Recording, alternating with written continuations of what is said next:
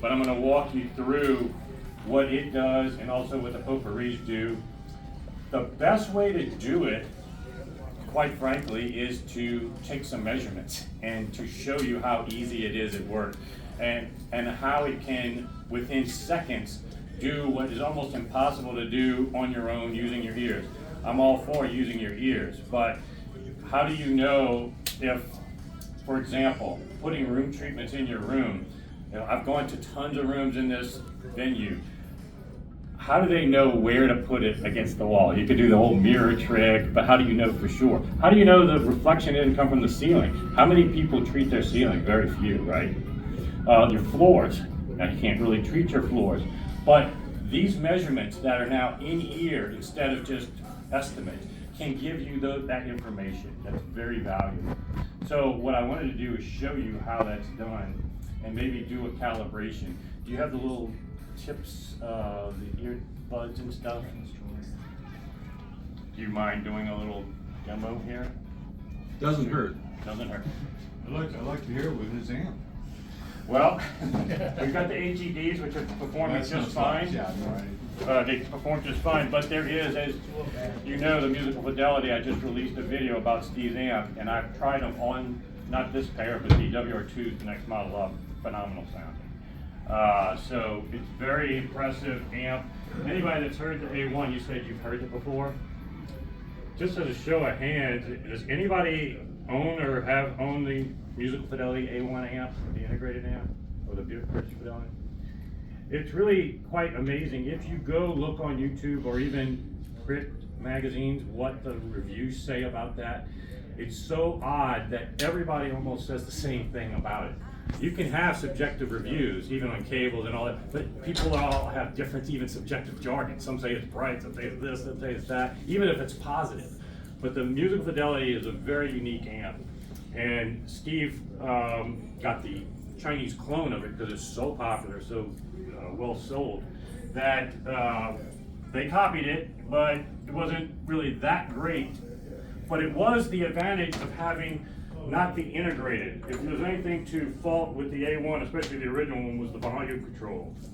Well, there's a big difference in the old one and the new one is much better volume control. The old one I had was scratchy. Let's see here. The only bad thing is they both get very hot.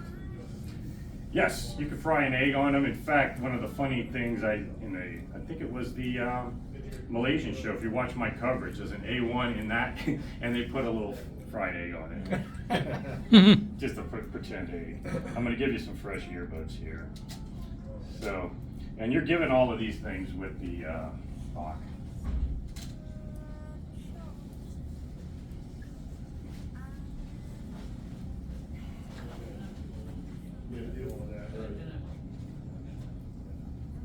All right. These go in your ears, and what's important about this is for the first time, this is actually one of the major costs of the Bacch. Having in-ear mics that are flat, very difficult to do. And this is, you're not going, if you own the Bacch, you're not going to want to have your dogs chew on this. This is very expensive. But this allows us to now know what's going in your ears. This alone makes it much more advantageous than Dirac, Trinov, all the different software, because it just, there's no other way to get what really hits your ear. And we all hear different. If you look all around the room, everybody's ear is different. Guess what that means? Different reflections. Starting at about 1,000 hertz, your torso and your ear pinna affect what you hear. So everything over 1,000 hertz, a free field mic is not going to be representative of what you hear. Everybody that sits here, and the reason I'm doing this, another reason I'm doing this, is because Steve was the one in that position earlier. We're going to be able to show you same gear, same seat, same room. Guess what? You're going to measure different than him. Over 1,000 hertz for the most part. And that can explain why one of the reasons we can explain why we hear differently. Let's go ahead and put it like this, and then right is riveted. And show him how to position it in the ear. Yeah, one thing you want to do is, when it's in your ear, you want this part, that's the receptive part, to kind of be on the outside. You know, put it in just so it just barely It's actually firm, but, and you can put that on your thing. Mike, can you grab me a Gatorade while you're at there? The mouse stand? Look in the drawer.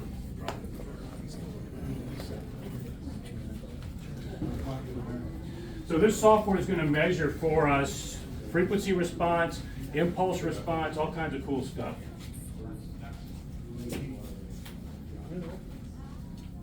I think the box is in there too. There's the box. In the drawer, yeah. There's a box still. You got that Gatorade? You just said that.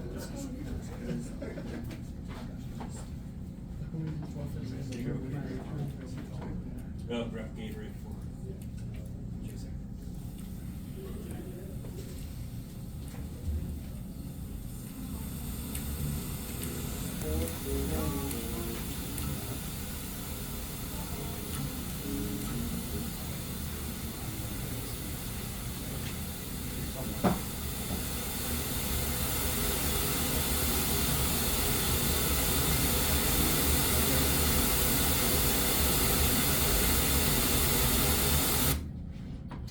So we're going to put you, you're allowed to have 3 different bins with the Bacch for Max, so that way, if you have 3 members of your family, you each can sit in that chair, easily switch between your measurements, because like I just said, your ear pinna and your torso will be different for each person.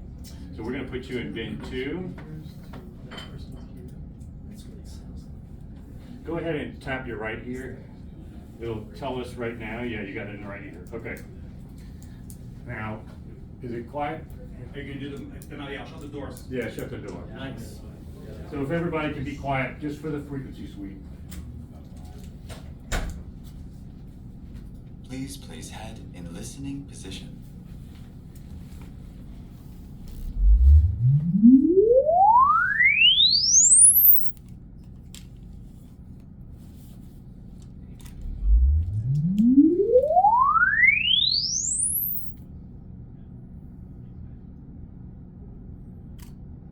Bacch measurements done.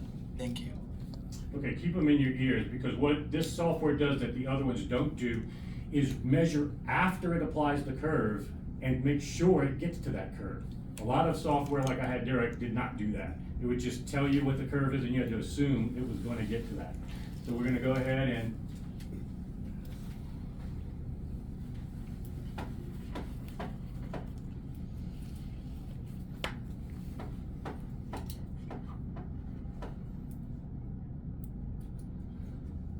just want to show you real quick. This is Steve McCormick's frequency response from that after the first measurement. Well, actually, this is after post.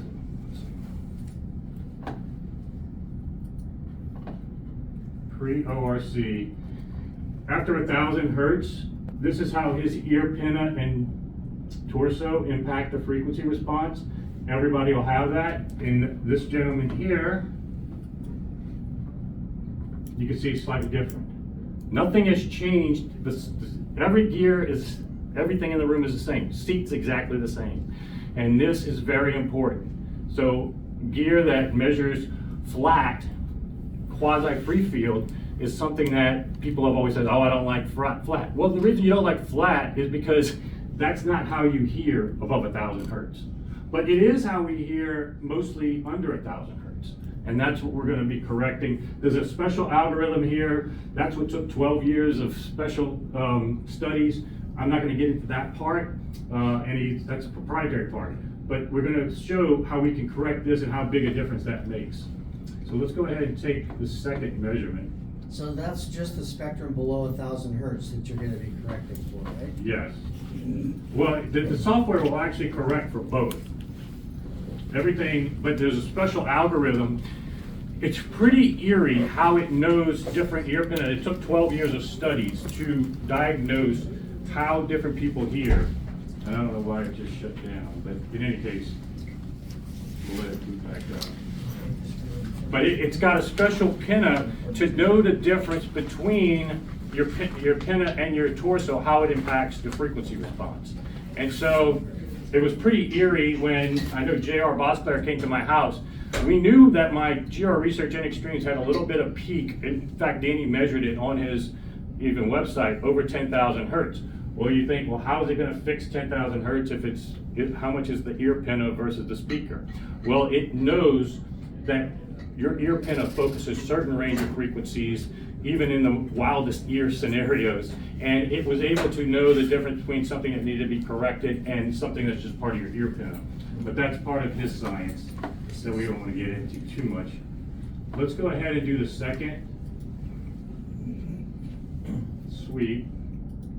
Oh, and also, just to let you know, there is, on top of the in-ear measurements, it does come with a camera that will do head tracking. So you can actually move your head, tilt in your chair, whatever, and it will keep the image stable. The only reason we're not doing this here is, guess what? The camera would see 100. How long do you think until you recalibrate someone new? Because Dave Olson's buddy was told he can get calibrated just 10 minutes. Next person. Yeah, get 15 minutes. So, you have an ASIC there and you programmed it, I'm assuming? You have it, how did you do the software component of that? It's a software you buy. FPGA? No, it's an actual computer, a Mac Mini. Right, but so you're just using commercial software? No, it's a proprietary software called Bacch. Theoretical Applied Physics makes it. It's a Princeton professor who designed this. Okay. So it's a totally this is all software that's an application running on a Mac Mini. Okay, that you so can't that's see. separate from the... When you buy this, you get the Mac Mini, you get everything. And how much is that?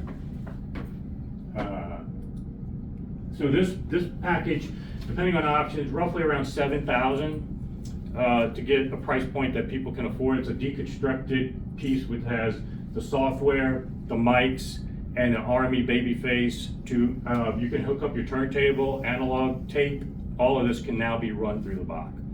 All the corrections, doesn't just need to be done on digital. And what's great is that the Mac Mini can also be your server. It's actually faster than most servers. The processor and the memory, it's much faster. And you can even now have video run through your system. We can play a YouTube video and it'll play, yeah. Would this work on both my home audio and my car audio customers that are using digital processing through a system? There's no way to do car audio yet. This will be in a major manufacturer's car audio system in the future, Okay. such that because this eliminates crosstalk and imaging for a specific spot, Right. you will have the ability to have a soundstage in the driver's position, even with speakers all around the Right. car, right in front of you. Okay. Yeah. And it'll help track you. Another thing I saw in his lab, two people one person in the passenger seat, one person in the front seat, with this software, you both can be listening to two different songs at the same time. Can you listen to the same song and have it imaged properly for right and left, or just Yeah. one at a time? Well, it's going to be, it has the ability to do both. It's very similar to the technology if you've ever seen a concert in the Sphere. If you've ever gone to the Sphere, they can actually broadcast the concert in different languages in different sections. They can control the volume in each section of the venue such that if you watch my videos, I saw you too, I was on the second row. Any concert, if I'm on the second row using my cell phone, guess what? It's gonna be a distorted mess if I record it. Guess what? It wasn't. It was actually perfect. The reason is, it's these wavefield synthesis array speakers that are hundreds of feet away in the Sphere itself. And they beam the sound to each section. And they can even put things behind your ears, and I'm gonna show you how to do that. And they can broadcast in different languages. And they can cancel. And one section cannot hear another section? Right. It's probably about 40, 50 dB difference. Maybe it's like a faint background noise, kind of like the air condition. You may hear a little bit of that other person. But yeah, it was eerie. The technology is insane. I have this on my video. There's also the technology with these wavefield synthesis speakers, and I proved this with my friend Pete in Princeton. I was listening to them. I could move around walking. The image would stay in front of me no matter where I walked. So in your kitchen, you will be, with the head tracking and the camera, it will be able to just track your head and put the music in front of you. This is available now with Even the when you speaker. turn, even when you turn around 180 degrees? Well, it's got to look for your eyes. What the head tracking is, I wish we had it and you could show you. It's very accurate, but it needs to see basically eyes and nose. So Okay. Is this like 10,000 years advance of what the fighter pilots were doing with phase control and everything with their ears, so they can know where the other pilots and the other planes I'm not were? familiar with that, but Back, probably. right. Yamaha did something for Okay. Center Channel with beam Yeah. focus. The people that They can do started this. what this is doing in crosstalk cancellation were Bob Carver and Matthew Polk. If you ever had the SDA speakers, which were amazing, yeah, but they didn't have the technology and the processing power to do what we can do now, and they didn't have the in-ear mics. So they just had to estimate what crosstalk is, just to jump ahead, is whatever you're hearing in the right ear from the opposite left speaker, and whatever you're hearing in your left ear from the right speaker, that's crosstalk. That corrupts imaging. The reason we have right and left speakers is because one is meant for the right ear, one's meant for the left ear. Everything that you hear opposite corrupts the true imaging on the recording. And but we're kind of conditioned to it. And so we get excited. Most of the songs you listen to in all the rooms, almost all the stuff is in between these two speakers, right? And we get excited when we hear something a little bit outside or a little bit back. We have one recording where we could somehow hear it. That's no longer going to be an issue, and I'm going to prove it to you in a second. But I'm jumping kind of ahead based on questions. So yeah. Creative Labs had something very similar to this. Mhm. And then there was a short-lived company that had a Kickstarter sound bar Mhm. that also did head tracking and would project sound. Some people here may have seen that in their demo. And there'd be this little tiny speaker, and you'd swear there was this ghost speaker way off that the sound was coming from. So Yeah. those technologies have been done, and particularly, are you familiar with what Creative Labs did with their curves and their in-ear corrections? And There is one software that's based on the same technology. It's a little bit further behind in what this has been developed since 2010. But yeah, there are competing stuff now. But the in-ear mics, having flat in-ear mics have always been the problem. And the algorithm to correct for over 1,000 hertz. That's where, but you can project it, and in fact, there are people licensing lesser versions of this technology that are similar to what Creative Labs and all have done. Dutch and Dutch speakers, you basically just give it some estimates of distance that you're sitting, and it assumes a normal room and a normal ear, and it gives you maybe 80% of what you're gonna hear with a truly calibrated. But this is perfectly calibrated for you, and that's why he gives you different bins, because it's so important to be calibrated for you, and he's so precise with this. It has to be for you and head tracked to be perfect. Creative Labs did not have the head tracking and all that other stuff like this. So anyway, let me go ahead and show you. We didn't even run the second measurement yet, so let's go ahead and do this because it's been in your ear for a while. Let me get out the way. Please place head in listening position.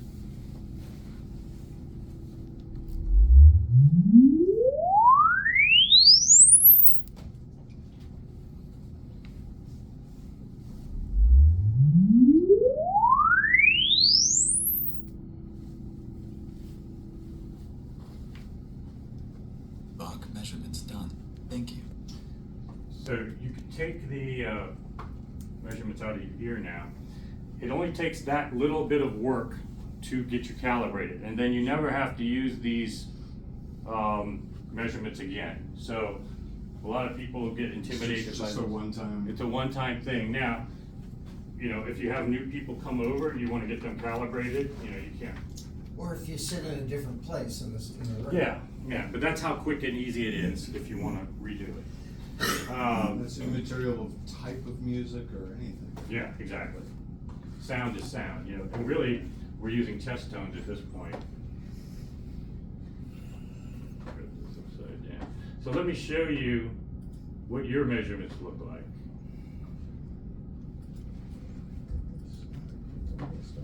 So this is what the room measured naturally. Which Again, So this is right and left. Black is left and red. That's another thing that's important. A lot of frequency response, you just see one line, and that's just the two summed, but that's not really accurate. We want to know if the left and right are behaving the same in your room. That's very important for imaging. So left and right are behaving about the same, but you can tell under 1,000 hertz, it's not that even. In fact, there's a lot of mid-range energy this would be bright.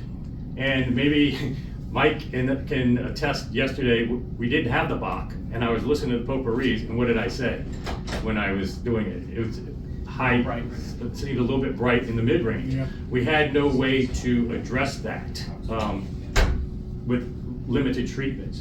But now we can show what the optimal curve, this is what is flattening this out. That's very audible. And then when we remeasured after applying that curve, look how close we got. This was the measure, that second measurement. So this is proving to you whatever it applied actually translated. And so now we have a much cleaner. Now there is a little bit of suck out here, and we're not filling this in with a lot of dB boost. So if you wanted to do boost, you could clean that up some more.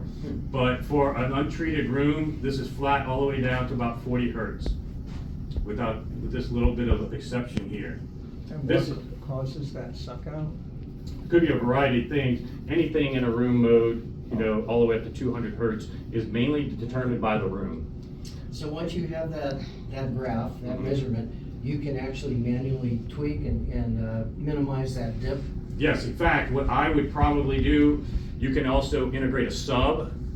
Sometimes a sub will even help you, believe it or not, at 100 to 200 hertz, even if you crossed it over at 80 hertz, because there is some overlap and it can fill in. Everything under 200 hertz is largely dictated by your room. Right. So even if I just move these back a foot, move the listening position 6 inches, we could spend hours and hours, we just didn't have today to even clean this up. In your room, he'll be on the call with you that first day. If he sees this, he'll say, hey, maybe move your chair back 6 inches, and then we retake a measurement. That quickly, you'll know. What's really important, though, is another measurement we took, which is the impulse response. So let me show you that. If you don't know what an impulse response is, it's basically this little graph here that shows the signal, and then it should just die off. It should just go signal and then nothing after. Anything that pops up after the fact, that's something you're hearing that's in addition to the signal. It's basically you're hearing more than your speakers. We don't want to hear, we want to hear what our speakers do. And so many times when you put this in some people's systems, you'll realize they are listening more to their room than they are their speakers. All that money they put into gear, they're not really hearing, because the impulse response is just that. I went over to 3MA, the dealership I cover a lot in Houston, before they moved to a new facility. The impulse response had bigger impulses after than it did initially, because the windows, the floor, everything was resonating so much. People were buying stuff, auditioning in their room, the second floor of their house that they were using at the time, based on the room sound, not the speaker sound. It's incredible that they were able to sell anything, to be honest. But then they moved into a much better. This is fairly clean overall. And what's a little bit ironic is that here you have a reflection right here at the 5 millisecond mark that Steve McCormick, who measured there earlier, didn't. So just how you sit in the chair, your torso and height of your ears being up or down or lean back could mean a reflection. And that's why all of this head tracking is so important, and tailoring it for you and how you sit in the chair. What we have done in the past, like if I saw this earlier today with you in the left channel versus the right channel, we would have looked for what's coming from the left and hitting your ear.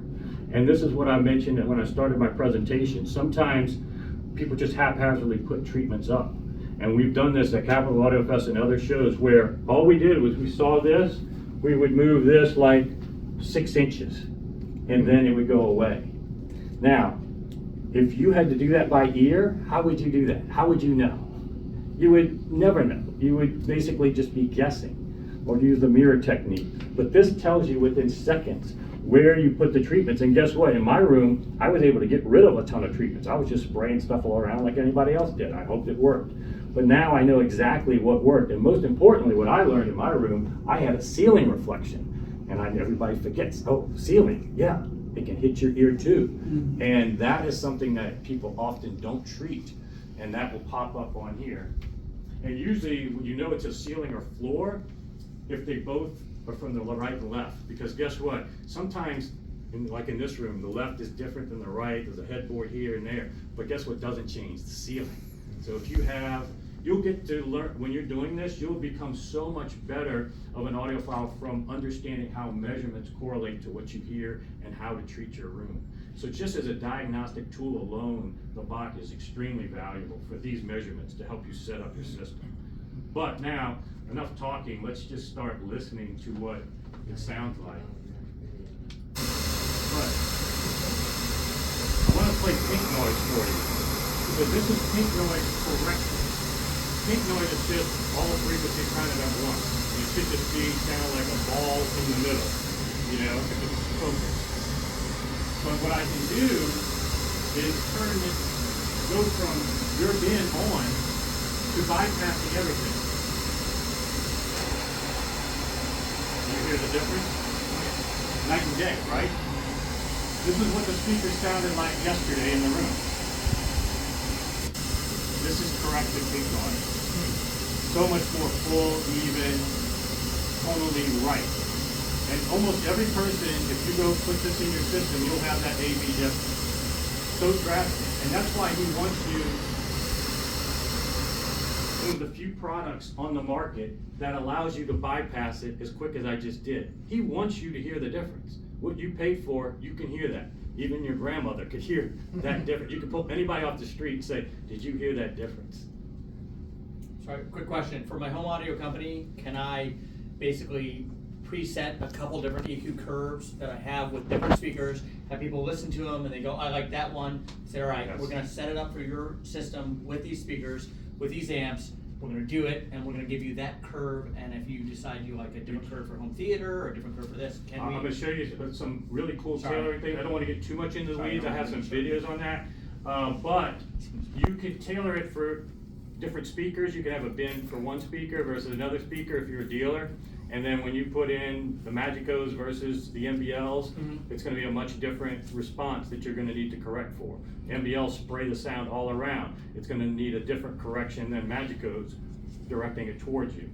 But you bring up a great point. Within ORC, this is getting more into the weeds than I had planned on, but you can't really see it, but some of the famous recording artists and acousticians have their own curves pre-programmed in here. So Sean Olive, Bob Katz, David Chesky, who is here, I think I saw him.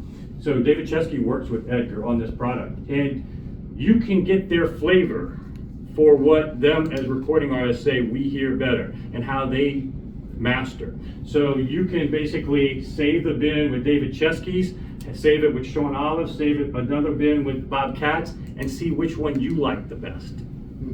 So and then you can choose it on the fly and then decide. Imagine if you had to do that with a parametric EQ on your own, do a Sean Olive curve, a David Chesky curve. There's no way for you to do that accurately. He's got that all programmed in infinitely for you to just one button push and hear what other people like. And totally flat. All right, let's get to some music. So we're gonna keep the bin on, and then we're gonna play a track that will showcase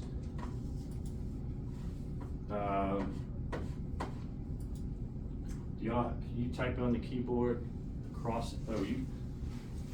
I think we're on the HiFi rows. Okay, yeah. Let's go ahead and play the crossings track if you could. Is it in your list? Yeah, it should be in that playlist. This one. Yeah, the crossings. Keep going down. You see crossings as you keep going down. Now with this, I want you to close your eyes and then see if the speakers disappear. The power of the crosstalk cancellation, what we're gonna basically, you just heard with the pink noise, the difference in the tonality. Now I want you to close your eyes. And you will have some of the benefits too, so if you close your eyes.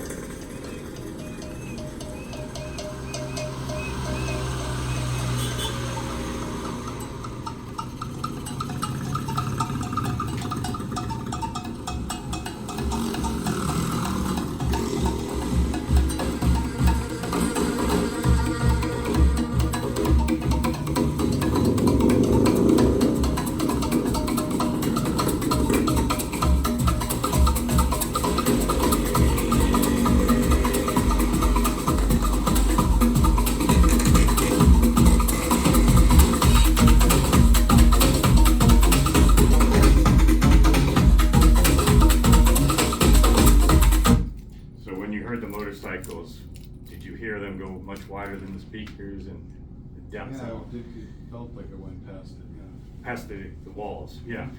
That's in the recording, but a lot of people will never hear that without crosstalk cancellation. And then you really couldn't pinpoint where the sound was coming from, probably, huh? It probably, did you hear layers? Yeah. You heard layers of the depth. Later, but there was some sort of taken back when it went. Hall is full. Is the hall is full? Well, I'm not even got to the potpourris yet. See if you can squeeze some more people in. Anyway, let me go real quick. That gives you a taste of the crosstalk. Yeah, well, that's the point. There should not be barriers.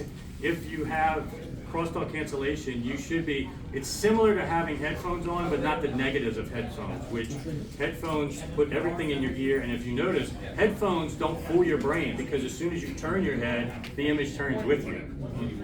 He's actually got a product, not part of this thing, which will fix headphones. You can turn your head with headphones, and the image will stay in front of you, it'll be like, in fact, what you can do is listen to your potpourris or whatever your reference Magico speakers are, and then put on headphones, and it will simulate you're listening to those speakers in your headphones. It's pretty amazing.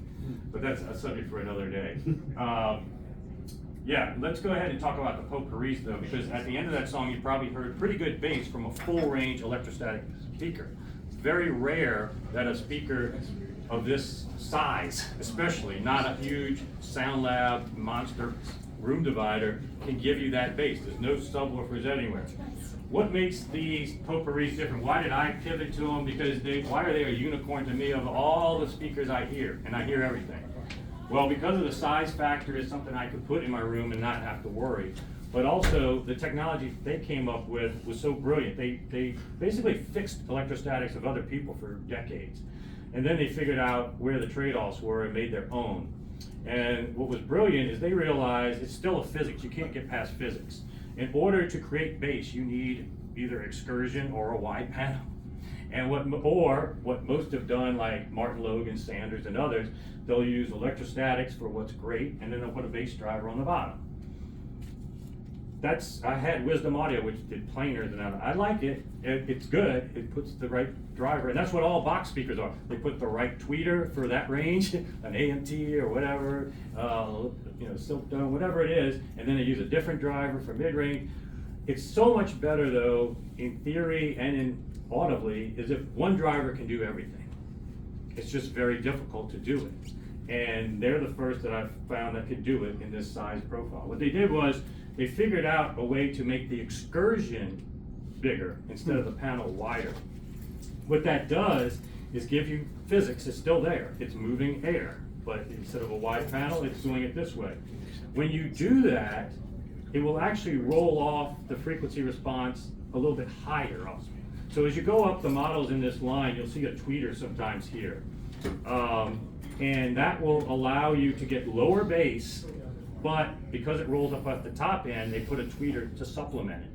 And it usually is a high pass. This thing will still be doing full range, but they'll put a high pass on the tweeter to accentuate some of the highs. Why did I find that brilliant? So much better than putting a hybrid driver for the bass. You don't want a pistonic driver shaking a cabinet on top of the looks and different mass. This is about the mass of a human hair thickness. You don't want vibrations in the same cabinet as that. you don't want a driver that's much slower than that, trying to keep up with that. This allows you to do everything, and a tweeter that just comes in at high pass, most people can't even hear up to 20,000 hertz anyway. This was a much better hybrid. Now what's great about the WR3s is it doesn't need the tweeter because it comes in, it restricts the low frequency around 40 hertz. So if you want to get a little more extension, you got to go up the line, but the trade-off is physics. You're going to get lower extension, put the tweeter in to fill it in.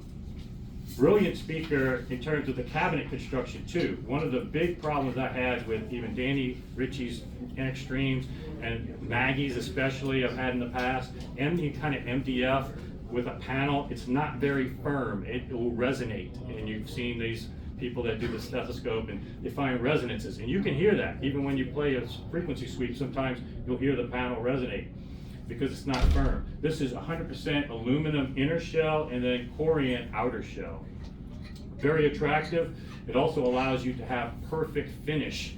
The Corian finishes that they come perfect. And if you've ever watched my channel, if I've ever found negatives, I've had to do negative reviews, it's because some of these mega dollar manufacturers have paint guys that don't do a great job, and they send stuff out that's not that great. This is going to be in your home, so there cannot be any flaws. So there's very few flaws when you have a Corian, and you also have the ability to customize the look of your speaker to your home. This red could be swapped out with any Corian. This could be all black if you want. You've seen on my channel, if you watch, so many different versions. I do black and white, but this can be different from this. They also are coming out with the ability, and this will help dealers as well, magnetically change these. Oh. So you don't have to stock a bunch of, and then there's a whole tablet here of swatches of all the different colors you can get this speaker in. Do they have a wood grain look? And they're coming out with that too. Yeah, I would expect. Yeah. So this allows aesthetically the life acceptance factor much better. It's got the smaller size and it gives you that bass that you just heard. So these are phenomenal speakers, and then when you pair it with the Bacch, you know, one driver doing everything is amazing to do. If we had a tweeter, it would be great if we had a tweeter, an AMT that could do everything. It would be a total mess. If we had, you know, magnesium mid-range or a big woofer that could do everything. Still, an electrostatic driver doing everything cannot be totally linear for everything. And that's why we like to pair it with the Bacch, because now that little mid-range hump that we showed earlier, that was, and the tonal balance that was off with the room, we can fix that. We can fix anything that's not linear with the driver. We can fix anything that's not linear with the room within reason. We're doing this with only 4 dB max boost, and that's pretty incredible to get that kind of flat response without having a majorly boost. And that's where you ever hear people say, I hate DSP. Well, number one, they probably haven't used it properly. You know, it's like somebody playing the piano for the first time and then they say, oh, I hate playing the piano. Well, you never really learned how to play the piano. You know, you just used it once, you probably put a big mass boost and it created distortions and you didn't like that. Understandable, but you didn't use it correctly. This automates it all for you, because you notice I didn't do anything. It did all that for you within seconds. So that's what I wanted to show you. We can answer any questions real quick about the Poppori or the Bacch, but I think because we have such a long line of people that want to come in, we maybe can rotate in and out. Well, there's different models, right, for the Bacch and different models for the Poppori. Yeah, so real quick, this is the lowest price point that includes the in-ear measurements. It's called the Bacch for Mac. I am the only dealer allowed to sell this. Audiophile Junkie is my channel, but this allows you in around the 7,500 price point to get in. And if you do, you get in, buy it from me, you get a membership in our WhatsApp group. And it's the largest user group. Steve is in it. Edgar, who designed it, is in it. It's a great group to be in. Does that include the camera? Yes, the camera. It includes the Mac Mini, the mics, everything you need to get it done. And basically a 2-hour session with Edgar to start. He'll even tell you what needs to be fixed in your room. He'll be able to diagnose these measurements for you and tell you, hey, we got room treatments that he... Oh, he's got some room treatments that are very economical you can recommend for you. But I recommend ASC for bass traps.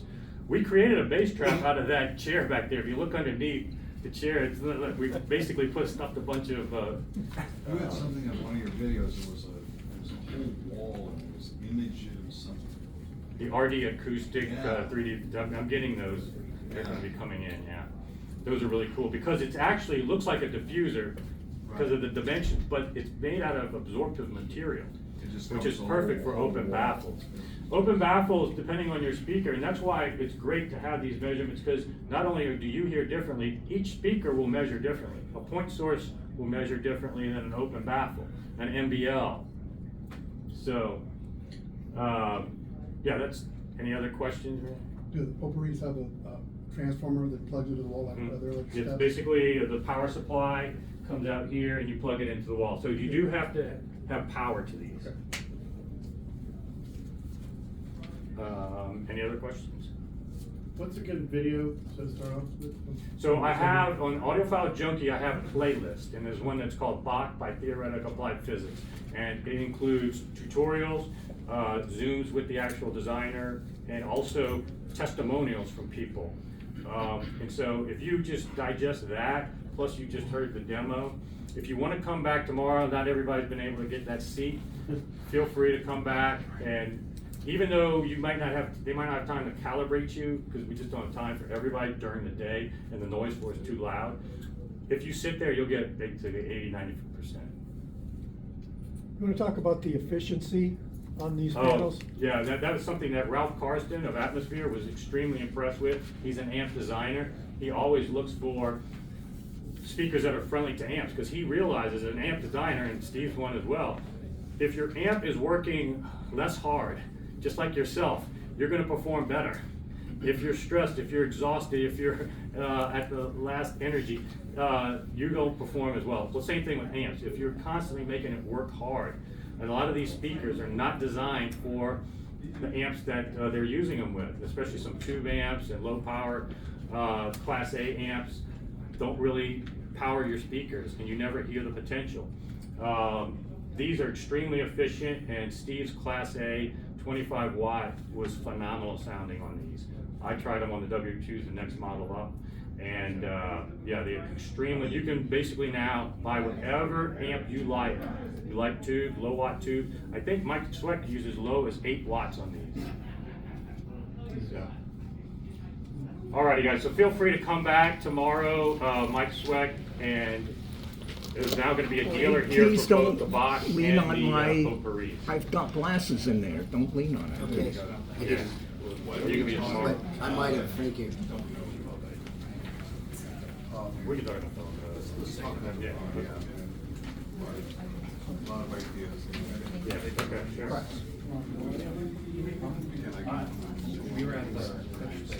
Yeah. They sent, It'd be good to have at least one video we can do. Okay, great. Which, No.